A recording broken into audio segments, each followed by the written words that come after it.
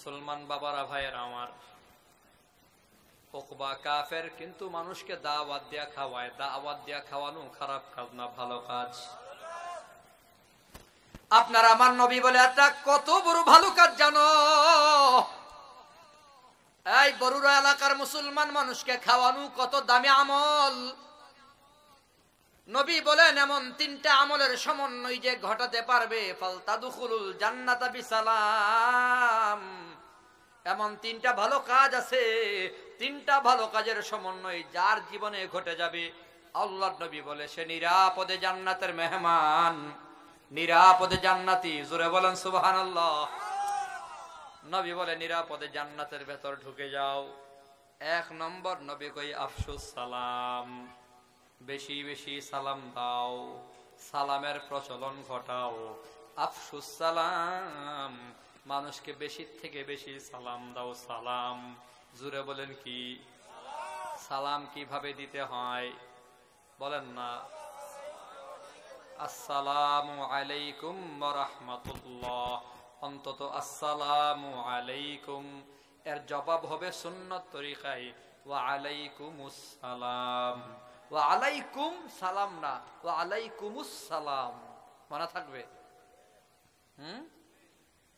আরেকটা মাসআলা সালামের ব্যাপারে জানা দরকার। আসসালামু কাবলাল কালাম। নবী কয় কথা হবে পরে, সালাম হবে আগে। কথা পরে, সালাম আগে। জবাব দেন, কথা আগে না সালাম আগে? বলেন না, কথা আগে না সালাম আগে? অনেক রাজনৈতিক নেতাদের দেখি কি মঞ্চে দাঁড়িয়ে মাইক হাতে নিয়ে বক্তব্য দেয় এভাবে।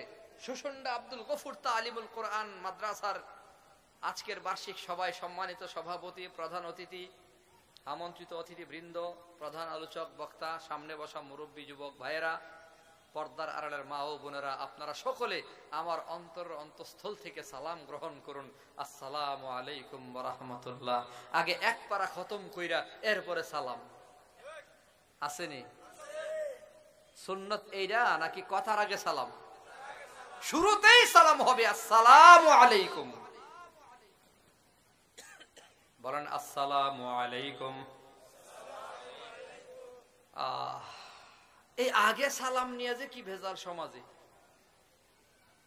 আমি বড় আলেম, আমি আগে সালাম দেই না, ছাত্রই তো আমারে সালাম দিব। ইমাম সাহেব মনে করে মুসল্লি আমারে সালাম দিব, বড় ভাই মনে করে আমারে ছোট ভাই সালাম দেবে, মুরব্বীরা মনে করে জোয়ানরা সালাম দেবে। এমন অনেক মুরব্বীও পাইছি মাদ্রাসার মুহতামিম সাহেবকে ডাইকা শাসাইতেছে, ওই মাদ্রাসার মুহতামিম সাহেব হুজুর চান্দা কালেকশন তো আর কম দেই না, মাদ্রাসার ছাত্র সামনে দিয়ে হাইটে গেল গা, সালাম কালামও শিখাইলেন না, বেয়াদব বানাইতেছেন সব, সালাম দা পর্যন্ত দিল না। আমি যে মাদ্রাসার সভাপতি এটা কিন্তু কইয়া দিয়েন ছাত্ররে। কথার কথা কইলাম আর কি। মুরব্বী আমারে মাদ্রাসার ছাত্র কেন সালাম দিল না, এর জন্য মাদ্রাসার হুজুরে শাসাইলাম। মনে হয় যেন মুরব্বী ছাত্র থেকে সালাম পাও না। আচ্ছা জবাব দেন, সালামের জবাবে সওয়াব বেশি না সালাম দেওয়ার মধ্যে সওয়াব বেশি? যিনি মুরব্বী হয়ে গেছে গা উনার প্রতি সওয়াবের দরকার নাই, জান্নাতের সার্টিফিকেট পাইয়া গেছে নাকি? আবু বকর ফিল জান্নাহ, ওমর ফিল জান্নাহ, রাসূল বলছে মুরব্বী ফিল জান্নাহ। বরং মুরব্বী মুরব্বী ইউ কে তো পেছ লাগাইলো এক হুজুরে।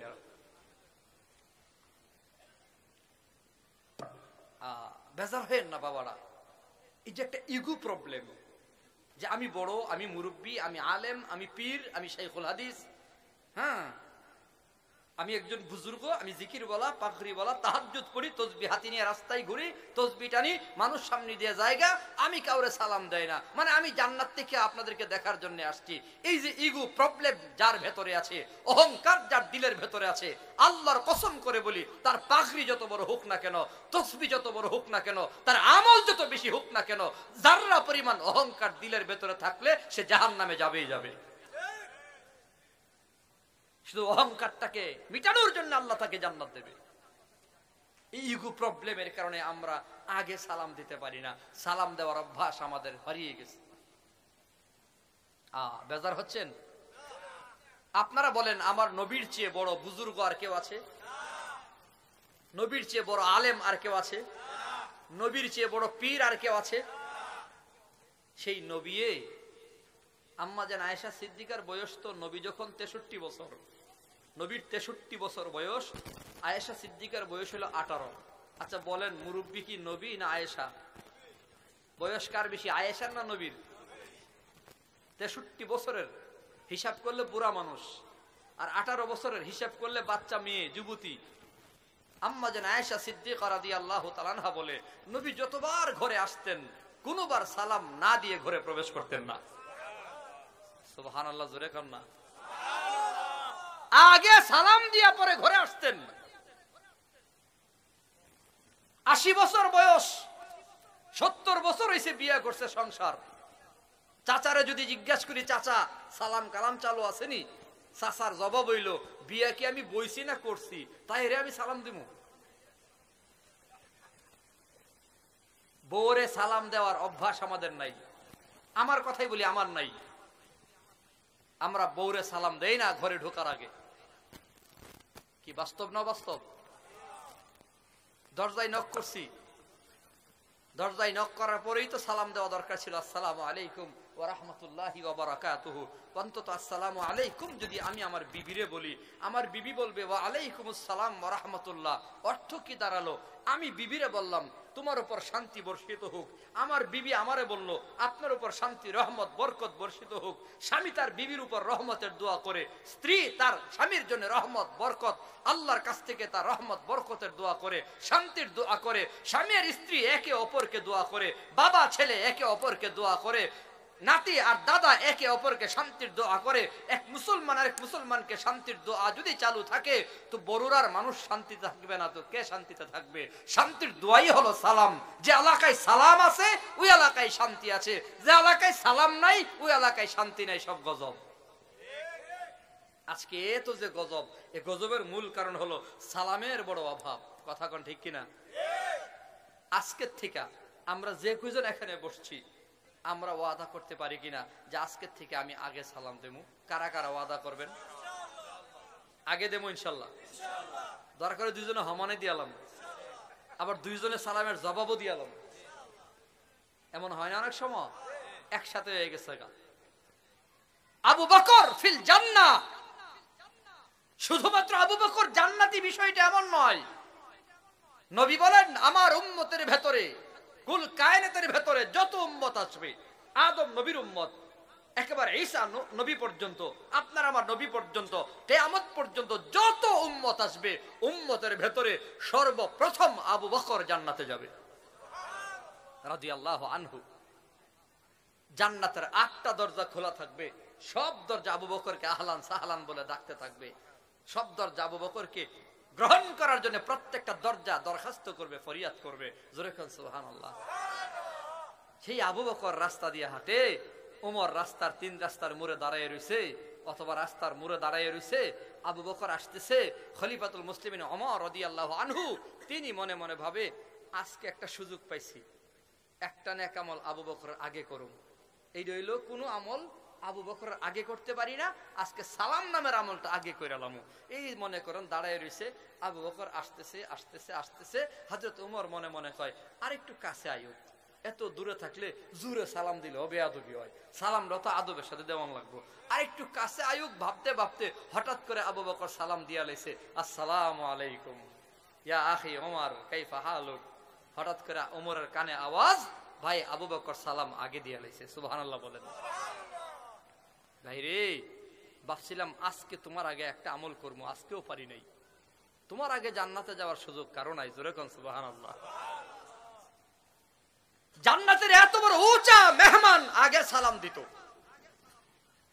আর আমি মুরব্বী হওয়ার কারণে, বড় হওয়ার কারণে মাদ্রাসার এই নাবালেক বাচ্চা আমার সালাম কেন দিল না, আমি হুজুরে শাসাইলাম, বিচার নালিশ করলাম, মাদ্রাসার সাথে গুসা দিলাম। অথচ নবীর হাদিস দ্বারা প্রমাণ হয় এই বাচ্চাটা জান্নাতের মেহমান। সুবহানাল্লাহ বলেন না?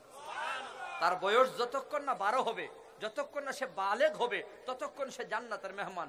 আল্লাহ না করুক সে যদি মারা যায়, নাবালক অবস্থায় মারা যায়, কুল্লু মাউলুদিন ইউলাদু আলাল ফিতরা, রাসূলের হাদিসের দ্বারা প্রমাণ হয় প্রত্যেকটা নবজাতক সন্তান মুসলমান হয়ে দুনিয়াতে আসে, 12 বছর পর্যন্ত তার আমল নামায় কোনো গুনাহ থাকে না, নিষ্পাপ বাচ্চাটা মারা যাবে আর বিনা হিসাবে জান্নাতের মেহমান হয়ে যাবে।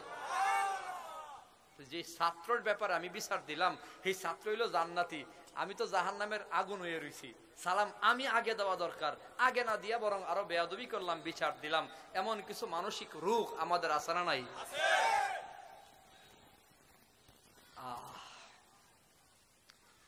কথা লম্বা হয়ে যাচ্ছে, সময়ও কম।